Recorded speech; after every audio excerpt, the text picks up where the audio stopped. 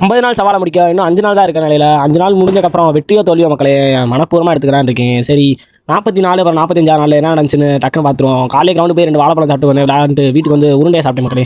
இந்த ப்ரோட்டீன் உருண்டையில் என்னென்ன கலந்துக்கிறேன்னு தெரிஞ்சுக்கணுன்னா உருண்டைன்னு கமெண்ட் பண்ணிட்டு போங்க, நானே உங்களுக்கு டிஎம் பண்ணுறேன். அப்புறம் கடைக்கு போய் வேலையெல்லாம் பார்த்து முடிச்சிட்டேன் மக்களே. இன்றைக்கி டக்குனே வேலை முடிஞ்சதுனால ஒரு 11:30 வரைக்கும் டீ குடிக்கலான்னு போனோம் மக்களே.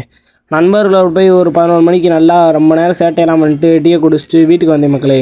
வீட்டுக்கு வந்து பார்த்தீங்கன்னா முட்டை இருந்துச்சு, ஒரு 4 முட்டை. 4 முட்டையை அவிச்சிட்டு ஒரு 2 வாழைப்பழம் இருந்துச்சு மக்களே.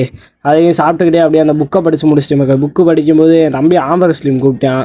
ஆம்பர் ஸ்லிமில் எப்படி 2 ரவுண்டு வச்சோம், 2த்துலேயும் நான் தோக்க ஆரம்பிச்சேன் மக்களே. காலையிலே வந்துட்டு அழகர் கோயில் கிளம்பி போயிட்டோம். ஏன்னா இன்றைக்கி பார்த்தீங்கன்னா அங்கே கும்பாபிஷேகம். அங்கே போய் முருகர்கிட்ட நல்லா வேண்டிக்கிட்டேன் மக்களே. நம்ம சப்ஸ்கிரைபர் அண்ட் ஃபாலோவர்ஸுக்கு நல்ல ஒரு உடல்நிலை வரணும், அம்மன் நல்ல காலேஜில் சேரணும்னு வேண்டிட்டு கும்பாபிஷேகம் பார்த்திங்கன்னா 6:30 நடந்து முடிஞ்சிருச்சு. நம்ம லேட்டாக போனோம் மக்களே.